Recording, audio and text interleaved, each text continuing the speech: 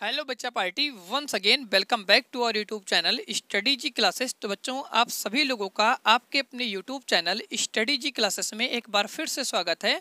तो प्यारे बच्चों, आज के इस नए वीडियो लेक्चर में हम स्टडी करने वाले हैं शांत और अशांत संख्या के सार्टिक के बारे में।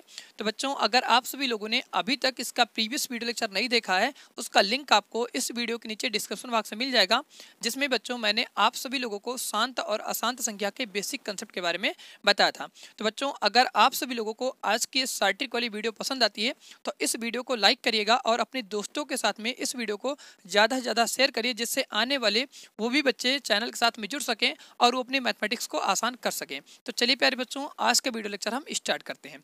तो बच्चों, यहाँ पर हमारी सबसे पहले हेडिंग लग चुकी है शांत और अशांत संख्या की पहचान सार्ट्रिक से। सार्ट्रिक से बच्चों हम शांत और अशांत संख्या की पहचान कैसे करते हैं, तो सबसे पहले बच्चों यहाँ पर हमारी 3 संख्या लिखी गई है, उन संख्याओं को देखते हैं। तो बच्चों, यहाँ पर जो हमारी तीनों संख्याएं, ये तीनों की तीनों संख्याएं हमारी शांत संख्या हैं। पहली संख्या बच्चों हमारी यहाँ से 0.2, दूसरी संख्या हमारी यहाँ से 0.35 और तीसरी संख्या बच्चों हमारी यहाँ से 0.315। तो बच्चों, ये तीनों जो हमारी संख्याएं, ये तीनों संख्याएं शांत संख्या है। तो सबसे पहले बच्चों हम उस सार्ट्रिक के बारे में यहाँ पर स्टडी करते हैं और उसके बाद बच्चों हम यहाँ पर देखेंगे कि जो हमारी सार्ट्रिक है ये किस प्रकार से आई हुई है, इसके हम बेसिक कंसेप्ट के बारे में स्टडी करेंगे।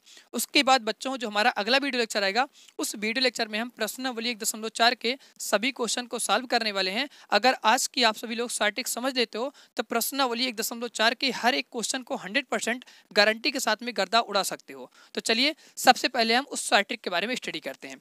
तो बच्चों, जैसा कि हम सभी लोगों ने इसके प्रीवियस वीडियो लेक्चर में देखा था एक संख्या के बारे में, जो संख्या बच्चों हमारी थी 2 की घात n गुणे 5 की घात m। तो बच्चों, इस संख्या के बारे में हमने इसके प्रीवियस वीडियो लेक्चर में स्टडी किया था। लिंक आपको इस वीडियो के नीचे डिस्क्रिप्शन बॉक्स में मिल जाएगा, आप जा करके इसके बेसिक कंसेप्ट के बारे में स्टडी कर सकते हैं। तो बच्चों, अगर कोई भी संख्या हमारी इस रूप में होती है तो वो संख्या बच्चों हमारी क्या होती है, शांत संख्या होती है। अब क्या अगर कोई भी संख्या इसी रूप में है तभी वो संख्या शांत संख्या होगी, अगर इसके अलावा किसी और रूप में होगी तो वो संख्या शांत होगी कि नहीं होगी? तो आज के इस वीडियो लेक्चर में इसके बेसिक कंसेप्ट के बारे में जो हम स्टडी करेंगे तो आपको जानकारी हो जाएगी। फिलहाल बच्चों, आपको इतना समझना है कि अगर कोई भी संख्या 2 की घात n गुणे 5 की घात m के रूप में होती है तो संख्या शांत होती है। तो इसके बच्चों यहाँ पर 3 केस बनते हैं। सबसे पहले हम फर्स्ट केस के बारे में बात करेंगे। तो यहाँ पर हमारा पहला केस होगा कि बच्चों, अगर किसी भी संख्या का हम यहाँ पर अभाज्य गुणनखंड करते हैं और उसका अभाज्य गुणनखंड 2 की घात n और 5 की घात m इस रूप में होती है तो वो संख्या बच्चों हमारी क्या होती है, शांत संख्या होती है। अब बच्चों, यहाँ पर अभाज्य गुणनखंड करना किसका है वो आप सभी लोगों को इसके प्रीवियस वीडियो लेक्चर में बताया गया है। तो यहाँ पर हम लिख देते हैं कि जब भी हम अभाज्य गुणनखंड करेंगे तो हमेशा हर का करेंगे, अंश का नहीं करेंगे। आपको ध्यान रखना है कि अभाज्य गुणनखंड जब भी हम करेंगे तो हर का करेंगे, अंश का नहीं करेंगे। तो बच्चों, ये आपको यहाँ पर समझ आ गया, जो कि हमारा पहला केस था। अब हम बात करते हैं दूसरे केस की। तो दूसरे केस में बच्चों हमारा क्या होता है, अगर इन दोनों संख्याओं में से कोई एक संख्या आ जाती है तब पर भी जो हमारी दी गई संख्या है वो संख्या शांत संख्या होती है। तो बच्चों, अगर हम दोनों में से कोई एक संख्या ले लेते हैं, जैसे यहाँ पर हम लेते हैं 2 की घात n। अगर 2 की घात n हमारी संख्या आती है, 5 की घात m नहीं आती है अभाज्य गुणनखंड में, तब पर भी बच्चों हमारी संख्या जो होगी वो संख्या शांत संख्या होगी। अब बच्चों, यहाँ पर हम बात करेंगे तीसरे केस के बारे में।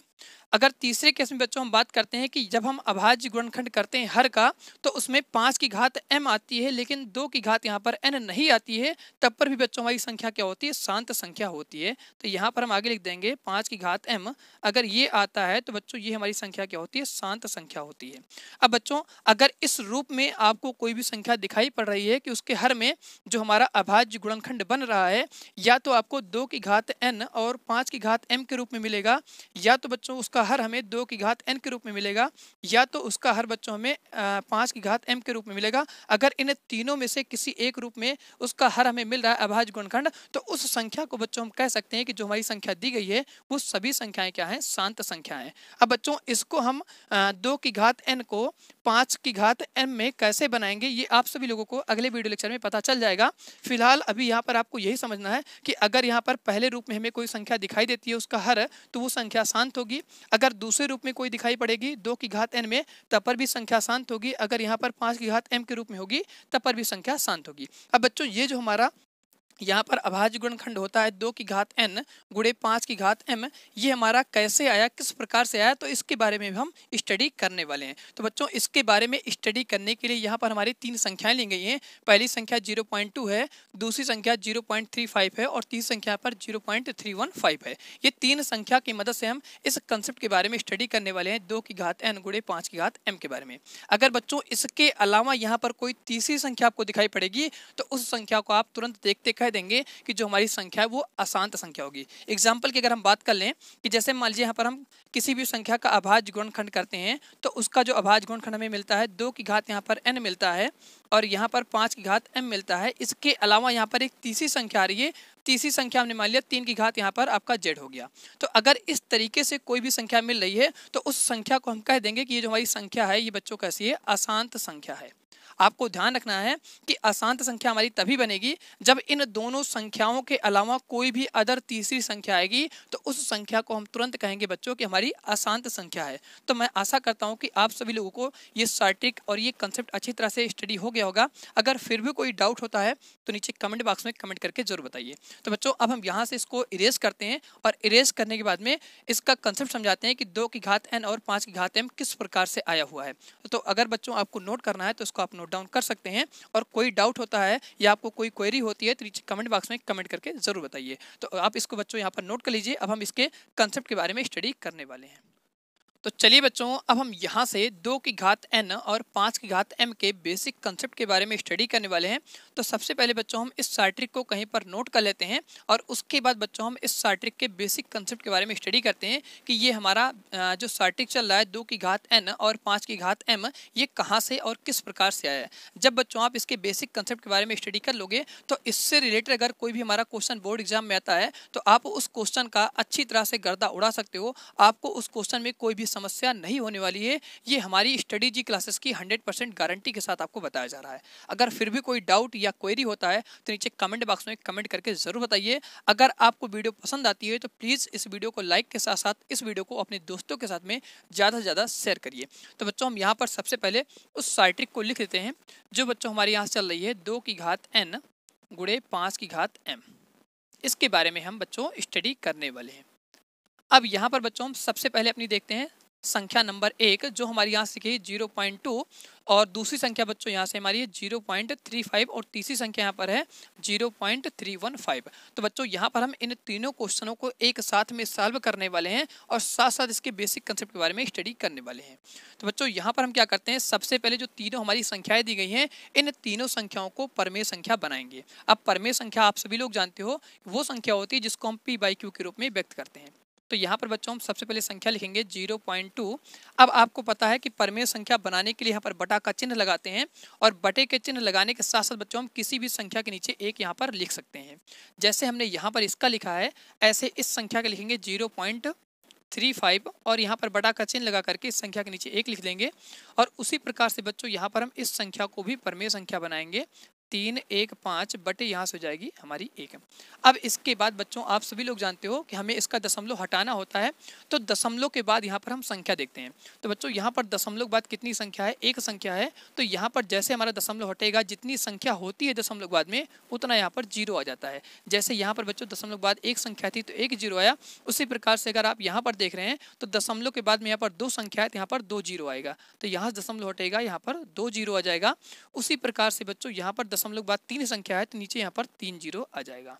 अब बच्चों इसको हम थोड़ा और सिंप्लीफाई करके यहाँ पे लिखते हैं। तो यहाँ पर हम लिखेंगे बच्चों इसको 2 बटे यहाँ से हो जाएगा 10 और इस संख्या को बच्चों अगर हम यहाँ पर लिखते हैं तो हो जाएगा 35 बटा, आपको पता है बच्चों कि जो हमारा 100 है वो 10 का यहाँ पर क्या होता है, वर्ग होता है। तो इसको बच्चों हम इस तरीके से यहाँ पर लिख सकते हैं 10 की घात 2, इस तरीके से लिख सकते हैं। उसी प्रकार से बच्चों हम इसको भी यहाँ पर लिखने वाले हैं 10 के घातांक के रूप में। तो यहाँ पर हम लिखेंगे 315 बटे यहाँ पर हो जाएगा 10 की घात 3।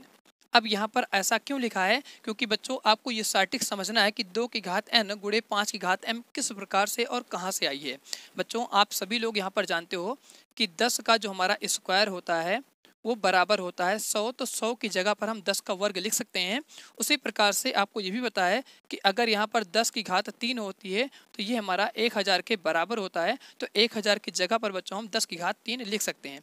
अब इसके बाद बच्चों करना क्या है, आपको इस 10 का यहाँ पर अभाज्य गुणनखंड ज्ञात करना होता है। तो आपको यहाँ पर पता है कि जब भी हम यहाँ पर अभाज्य गुणनखंड ज्ञात करते हैं तो सबसे पहले इस तरीके से का जो हमारा चिन्ह बनता है इसे अभाज्य गुणनखंड का चिन्ह कहते हैं। अगर आप सभी लोगों को अभाज्य गुणनखंड के बारे में नहीं जानकारी है तो लिंक आपको इस वीडियो के नीचे डिस्क्रिप्शन बॉक्स में मिल जाएगा, वहां से आप जा करके अच्छी तरह से स्टडी कर सकते हैं कि अभाज्य गुणनखंड क्या होता है और किस तरीके से अभाज्य गुणनखंड ज्ञात करते हैं। बेसिक से बच्चों आपको हर एक वीडियो लेक्चर मिल जाएगा। तो यहाँ पर बच्चों हम लिखते हैं सबसे पहले 10। अब आपको पता है कि अगर किसी भी संख्या के अंत में यहाँ पर 0 होता है या संख्या के अंत में कोई भी सम संख्या होती है तो वो संख्या सदैव बच्चों 2 से कट जाती है। तो आपको पता है कि 2 के पहाड़े में हमारा यहाँ पर 10 आता है तो ये 5 बार जाएगा और संख्या कट जाएगी। इसके बाद बच्चों आपको पता है कि जो हमारी संख्या 5 है ये हमारी क्या है, ये बच्चों हमारी एक अभाज्य संख्या है। तो अभाज्य संख्या बच्चों क्या होती है, अभाज्य संख्या से कट जाती है। तो यहाँ पर ये हमारा 5 से कट जाएगा, यहाँ पे संख्या मिल जाएगी 1। अब बच्चों हम क्या करते हैं, इसका अभाज्य गुणनफल यहाँ से ज्ञात करते हैं। तो इसका जो हमें 10 का अभाज्य गुणनफल मिलता है वो 2 गुणे 5 मिलता है। अब बच्चों आपको यहाँ से ये जानकारी मिल रही है कि अगर कोई भी संख्या का अभाज्य गुणनफल हमारा क्या होता है 2 गुणे 5 के बराबर होता है तो इस 10 की जगह पर बच्चों हम इस संख्या को लिख सकते हैं। तो यहाँ पर हम यही काम करने वाले हैं, जहाँ जहाँ हमें 10 दिखाई पड़ रहा है वहाँ पर बच्चों हम क्या करेंगे, 10 को हटा करके 2 गुणे 5 लिख देंगे। अब बच्चों यहाँ पर आपको कन्फ्यूजन हो रही होगी कि यहाँ पर तो 10 लिखा गया लेकिन यहाँ पर 10 की घात 2 है और यहाँ पर 10 की घात 3 है। तो बच्चों अभी हमने यहाँ पर घात के बारे में कोई चर्चा नहीं किया है कि 2 की घात यहाँ पर n कैसे आई और 5 की घात यहाँ पर m कैसे आई। अभी हम सिर्फ आपको यही कंसेप्ट समझा रहे हैं कि ये जो हमारा कंसेप्ट बना हुआ है 2 और 5 ये कैसे और किस प्रकार से आया हुआ है। तो बच्चों अब आपको यहाँ पर घात के बारे में समझना है। आप यहाँ पर देख रहे हैं कि जो हमारी संख्या नीचे लिखी गई है वो 10 है, इसकी कोई घात नहीं है। तो आपको ये जानकारी होती है कि अगर कोई भी संख्या यहाँ पर लिखी गई है तो अगर इसकी घात कुछ भी नहीं है तो उस संख्या की घात सदैव 1 होती है। अगर यहाँ पर इसकी घात मान लेते हैं 2 की घात 0 होती है तो आपको पता है इसका मान 1 होता है। लेकिन यहाँ पर इसका मान 1 नहीं हो रहा है, इसका मान कितना है 2 है। तो आप बता सकते हो कि यहाँ पर जो हमारी संख्या 2 लिखी गई इसकी घात कितनी है, 1 है। इसी प्रकार से आप बता सकते हो यहाँ पर संख्या 3 है तो इसकी घात कितनी होगी, 1 होगी। अब घात को बच्चों आप ऐसे भी लिखते हो, साथ साथ आप ब्रेकेट लगा करके ऐसे भी लिख सकते हो, दोनों आपस में क्या होते हैं, बराबर होते हैं। तो इतनी जानकारी आपको बेसिक में है। अगर फिर भी कोई डाउट है तो नीचे कमेंट बॉक्स में कमेंट करके यार बताओ, मैं आपके सभी डाउट को यहाँ पर कवर करने वाला हूँ। तो बच्चों हम इसको यहाँ पर क्या करने वाले हैं, इसको घातांक के रूप में जैसे हमने इन दोनों को दिखाया ऐसे इसको भी यहाँ पर दिखाते हैं। तो यहाँ पर हम क्या करेंगे, ब्रेकेट लगा करके, और इसकी घात कुछ नहीं है तो बच्चों हम क्या करेंगे 10 की घात 1 यहाँ पर लिख लेंगे। अब इतनी जानकारी आपको हो गई है। इसके बाद यहाँ पर बच्चों हम क्या करने वाले हैं, इस 10 को अभाज्य गुणनखंड के रूप में व्यक्त करने वाले हैं। तो यहाँ पर हम तीनों संख्याओं की जगह पर 10 का मान यहाँ पर 2 गुणे 5 रखने वाले हैं। बच्चों जो ये हमारा रूप होता है 2 गुणे 5, इसे हम बोलते हैं अभाज्य गुणनफल रूप। और इधर जो हमारी संख्याएं मिलती हैं इसको हम अभाज्य गुणनखंड संख्या कहते हैं। अभाज्य गुणनखंड संख्या के बारे में जानकारी नहीं है तो उसका भी लिंक आपको इस वीडियो के नीचे डिस्क्रिप्शन बॉक्स में मिल जाएगा, जहां पर मैंने आप सभी लोगों को अभाज्य संख्या के बारे में बेसिक से लेकर के अंत तक सभी संख्याओं के बारे में बताया है। साथ साथ ये भी बताया कि अभाज्य संख्या की पहचान हम किस प्रकार से और कैसे करते हैं और कैसे हम अभाज्य संख्या को ज्ञात करते हैं। लिंक आपको इन सभी वीडियोस का इस वीडियो के नीचे डिस्क्रिप्शन बॉक्स में मिल जाएगा। तो बच्चों इसके बाद आपको पता है कि जो हमारी यहाँ पर संख्या होती है 2 और 5, ये हमारी अभाज्य संख्या होती है। तो अभाज्य संख्या बच्चों हमारी हमेशा उसकी शुरुआत 2 से होती है, उसके बाद संख्या 3 आती है, इसके बाद 5 आता है, इसके बाद 7 आता है और इसके बाद यहाँ पर 11 आता है। तो इस तरीके से हमारी अभाज्य संख्याएं चलती रहती हैं। आपको इतनी बेसिक जानकारी है। अब बच्चों हम यहाँ से क्या करते हैं, 10 की जगह पर ये अभाज्य गुणनखंड लिख देते हैं। तो यहाँ पर हम बच्चों लिखेंगे 10 को हटा करके 2 गुणे 5। तो यहाँ पर हम लिखेंगे 2 गुणे हमारा हो जाएगा 5 और इसकी घात यहाँ पर कितनी है, 1 है। तो घात यहाँ पर हम 1 लगा देंगे। उसी प्रकार से यहाँ पर बच्चों हम दूसरी संख्या के बारे में लिखने वाले हैं। तो यहाँ पर हम लिखेंगे 35 और 10 की जगह पर हम लिखेंगे 2 गुणे 5। तो यहाँ पर हम लिखेंगे 2 गुणे, यहाँ से हो जाएगा 5 और इसकी घात यहाँ पर कितनी चल रही है, 2, तो यहाँ पर 2 लिख देंगे।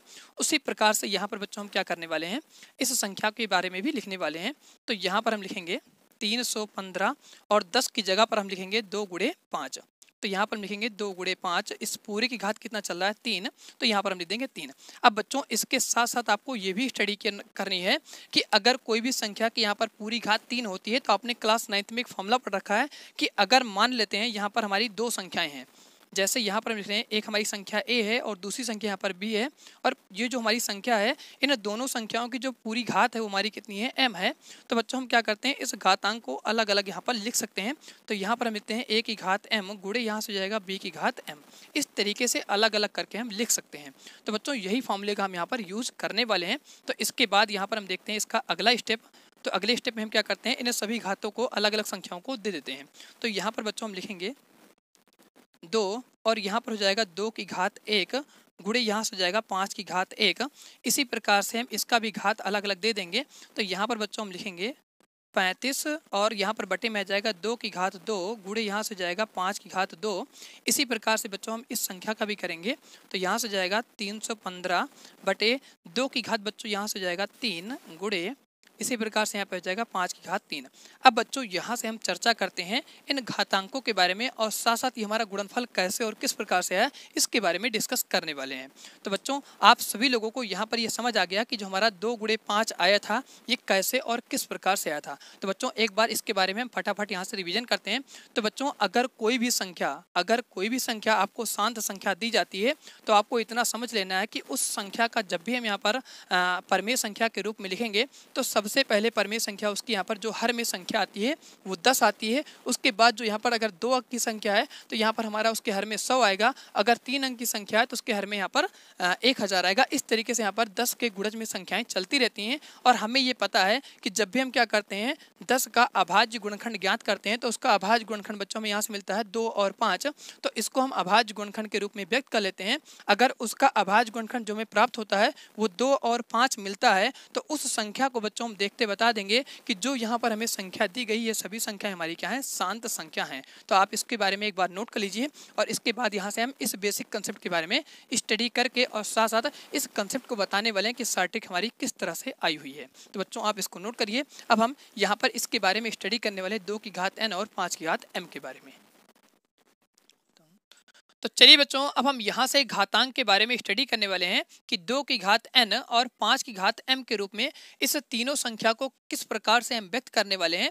तो बच्चों एक बार इस कंसेप्ट को हम अगेन फटाफट रिमाइंड कर लेते हैं। तो बच्चों यहाँ पर जो हमारी तीनों संख्याएं दी गई हैं फर्स्ट, सेकंड और थर्ड, ये तीनों संख्या बच्चों हमारी क्या थी, शांत संख्या थी। तो शांत संख्या को बच्चों सबसे पहले हमने परमेय संख्या के रूप में बनाया और परमेय संख्या के रूप में बनाने के बाद में इसको बच्चों हमने अभाज्य गुणनखंड के रूप में इस प्रकार से यहाँ पर व्यक्त कर दिया। और व्यक्त करने के बाद बच्चों इसकी घातों को हमने यहाँ पर अलग अलग दे दिया, 2 की घात 1, 5 की घात 1, 2 की घात 2, 5 की घात 2, और उसी प्रकार से बच्चों यहाँ पे हमने लिखा 2 की घात 3 और 5 की घात 3। तो बच्चों ये हमारा क्या हो गया, 2 और 5 के रूप में आ गया है। अब बच्चों इन सभी संख्याओं को हमें क्या करना है, 2 की घात n और 5 की घात m के रूप में व्यक्त करना है। अब इसको कैसे व्यक्त करने वाले हैं तो इसके बाद बच्चों यहाँ पे हम समझ लेते हैं। तो यहाँ पर बच्चों आप सभी लोग देख रहे हो कि इसमें जो 2 की घात में संख्याएं चल रही हैं और 5 में वो हमारी 1 1 चल रही है, इसमें 2 2 चल रहा है और इसमें हमारा 3 3 चल रहा है। तो बच्चों यहाँ पर जो हमारे घातांक है ये कोई भी हमारे धनात्मक पूर्णांक हो सकते हैं। यहाँ पर आप कह सकते हैं अगर मान लीजिए हम यहाँ पर आगे संख्या लेंगे तो उसमें बच्चों हमारा कुछ इस प्रकार से चलेगा, 2 की घात 4 और गुणे यहाँ से जाएगा 5 की घात 4। या बच्चों इसके बाद अगर हम और कोई संख्या लेंगे तो ऐसा भी यहाँ पर संख्या हो सकता है, 2 की घात 5 गुणे यहाँ से जाएगा 5 की घात 5। तो बच्चों इनको हम क्या करते हैं, एक जनरल टर्म में रिप्रेजेंट करते हैं। तो जनरल टर्म में दिखाने के लिए यहाँ पर हम लिख देंगे जो हमारी संख्या चल रही 2 और 5, ये आप देख रहे हैं कि संख्या पहली, दूसरी और तीसरी में कॉमन है। तो यहाँ पर हम लिख देंगे 2 और गुणा करके यहाँ पर लिख देंगे 5। लेकिन बच्चों आप देख रहे हैं कि इसमें जो घातांक हमारा चल रहा है वो 1 चल रहा है, इसमें 2 चल रहा है और इसमें 3 चल रहा है। इसी प्रकार से अगर हम संख्या को आगे लेते जाएंगे तो यहाँ पर 4 आ जाएगा, 5 आ जाएगा। तो इसको हम क्या करते हैं बच्चों, एक जनरल टर्म में यहाँ पे रिप्रेजेंट करते हैं। तो जनरल टर्म में दिखाने के लिए यहाँ पर हम मानते हैं कि 2 की घात कितना हो जाएगा, n हो जाएगा, और 5 की घात यहाँ पर कितना हो जाएगा, m हो जाएगा। अब बच्चों यहाँ पर हमने इसको n और m में क्यों लिया है, हम इसको इस तरीके से क्यों नहीं लिए 2 की घात m गुणे 5 की घात m, ये ऐसा हमने क्यों नहीं लिखा है, क्योंकि बच्चों आपको पता है कि यहाँ पर 2 की घात कुछ भी हो सकती है और 5 की घात कुछ भी हो सकती है। इन दोनों की घातें समान भी हो सकती हैं और असमान भी हो सकती हैं। इसीलिए हमने यहाँ पर बच्चों 2 की घात n और 5 की घात m के रूप में इसे रिप्रेजेंट किया है। जैसा कि बच्चों आपको ये शार्ट ट्रिक में बताया गया था तो उसी प्रकार से हमने इसको यहाँ पर लिख दिया है। अगर आप इस रूप में लिखते हैं तब पर भी यहाँ पर कोई गलती नहीं होगी। लेकिन बच्चों यहाँ पर घातांक आगे पीछे भी आ सकते हैं। आपको कभी कभी जब संख्या दी जाएगी तो वहाँ पर 2 की घात 3 मिलेगी और यहाँ से 5 की घात 4 मिलेगी तब पर भी बच्चों हमारी जो संख्याएं होती है वो शांत संख्या होती है। तो बच्चों शांत संख्या घातांक पर निर्भर नहीं करती है, वो 2 और 5 के गुणज पर निर्भर करती है कि अगर किसी भी संख्या के यहाँ पर अभाज्य गुणनखंड में 2 और 5 ये संख्या आती है तो वो संख्या बच्चों हमारी क्या होती है, शांत संख्या होती है। अगर इन दोनों में से कोई भी एक संख्या आ जाएगी, जैसे 2 की घात यहाँ पर 3 आ गई लेकिन 5 की घात यहाँ पर संख्या नहीं आई, तब पर भी संख्या बच्चों क्या होती है, शांत संख्या होती है। उसी प्रकार से आप कह सकते हो अगर यहाँ पर संख्या 5 की घात 4 आ गई लेकिन यहाँ पर 2 की घात में संख्या नहीं आई, तब पर भी बच्चों हमारी शांत संख्या होती है। अब ये कैसे होती है तो इसके बारे में हम एक एग्जाम्पल के माध्यम से समझ लेते हैं। जैसे बच्चों यहाँ पर हमने संख्या ले लिया 11 बटे यहाँ से हो गया 2 की घात 2। अब बच्चों आप यहाँ पर देख रहे हैं कि नीचे लिखा गया है 11 बटे 2 की घात 2, तो ये संख्या बच्चों हमारी क्या है, शांत संख्या है। क्योंकि आपको इसके सबसे पहले स्टार्टिंग वीडियो में बताया गया था कि अगर किसी भी संख्या के अभाज्य गुणनखंड में 2 और 5 होता है तब पर भी संख्या शांत होती है। अगर यहाँ पर केवल 2 होगा तब पर भी संख्या शांत होगी, अगर 5 होगा तब पर भी संख्या शांत होगी। घातांक से आपको कोई लेना देना नहीं है, घातांक में कुछ भी चल सकता है। तो इसीलिए बच्चों यहाँ पर हमें लिखा है 2 की घात n और 5 की घात n, क्योंकि बच्चों यहाँ पर n और m कभी कभी बराबर भी हो सकते हैं और कभी कभी बच्चों यहाँ पर n और m यहाँ पर अलग अलग हो सकते हैं। तो यहाँ पर हम सबसे पहले बता देते हैं कि जहाँ n और m हमारे क्या है, कोई भी धनात्मक पूर्णांक है, तो यहाँ हम लिखेंगे जहाँ n और m कोई भी, यहाँ लिखेंगे बच्चों कोई भी धनात्मक पूर्णांक है, पूर्णांक है।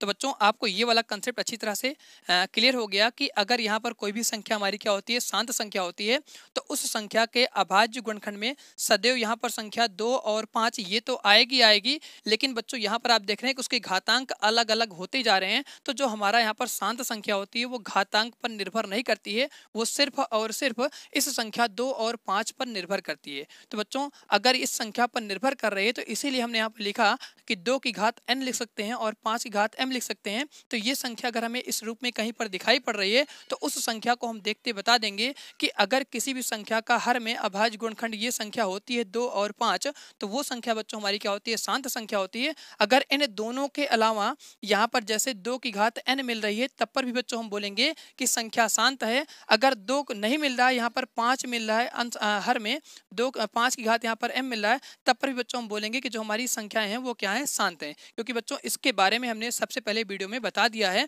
कि अगर यहाँ पर दोनों संख्या साथ में मिलती है तब पर भी संख्या शांत होगी, अगर दोनों में से कोई भी एक संख्या मिलती है तब पर भी शांत होती है। अब इसके बारे में हम यहाँ पर एग्जाम्पल के माध्यम से स्टडी करने वाले हैं। अब बच्चों हम इस संख्या को कैसे बताएंगे कि ये संख्या शांत है, क्योंकि आपको 2 की घात 2 मिल रही है लेकिन 5 वाली संख्या यहाँ पर गायब है, तो उस संख्या को शांत संख्या कैसे कहेंगे। तो बच्चों इसको कहने के लिए आपको ध्यान रखना है कि 2 की घात में कितनी घात चल रही है, घात को आपको ध्यान रखना है। अगर यहाँ पर 2 की घात 2 है तो आपको कुछ नहीं करना है, आपको पता है कि यहाँ पर हमें क्या क्रिएट करना होता है, 10 बनाना होता है। तो 10 बनाने के लिए हम क्या करेंगे, इसमें 5 से गुणा करेंगे। अब 5 से गुणा करने के लिए बच्चों हम यहाँ पर समान घात लेने वाले हैं। तो यहाँ पर हम क्या करते हैं, ऊपर और नीचे 5 की घात 2 और यहाँ पर हम क्या करेंगे, 5 की घात 2 से गुणा करेंगे। तो आपको पता है कि यहाँ पर इसकी घात 2 है, इसकी घात 2 है, तो हम इस तरीके से यहाँ पर लिख सकते हैं कि 2 की घात अगर 2 चल रहा है और 5 की घात 2 चल रहा है तो बच्चों इसको हम लिख देंगे 2 गुणे 5 और पूरे की घात यहाँ पर हो जाएगा 2। अब बच्चों इसको आपस में अगर आप गुणा करेंगे तो जाएगा 10 और 10 की घात यहाँ पर 2 हो जाएगा। तो इस तरीके से इसको हम यहाँ पर लिखने वाले, तो यहाँ पे हम लिखेंगे 11 गुणे 5 का यहाँ पर स्क्वायर निकाल देंगे, अंश वाले में इसका स्क्वायर सॉल्व कर लेंगे तो यहाँ पर आ जाएगा 25 और नीचे बच्चों हमारा कितना आ जाएगा 10 की घात 2। तो बच्चों आप यहाँ से देख रहे हैं कि ये संख्या हमारी क्या हो गई, 2 और 5 मीन्स इस रूप में बन गई। तो अब आप यहाँ से फटाफट बता सकते हैं कि अगर हम इस संख्या को सॉल्व करेंगे तो हमें संख्या जो प्राप्त होगी वो एक शांत संख्या मिलेगी। तो बच्चों मैं आशा करता हूँ कि आप सभी लोगों को आज की वीडियो पसंद आई होगी। अगर वीडियो पसंद आती है तो इस वीडियो को लाइक करिएगा और चैनल पर अगर आप सभी लोग पहली बार विजिट कर रहे हो तो इस चैनल को सब्सक्राइब कर लीजिए। तो बच्चों आप सभी लोग इसी तरह से पढ़ते रहिए और मस्त रहिए। अब हम आपसे मिलते हैं अगले वीडियो के साथ में। तो अगले वीडियो में बच्चों हम सॉल्व करने वाले हैं प्रश्नावली 1.4 के सभी क्वेश्चन को। तो बच्चों तब तक के लिए आप सभी लोग पढ़ते रहिए और मस्त रहिए। अब मुलाकात होती है अगले वीडियो के साथ में।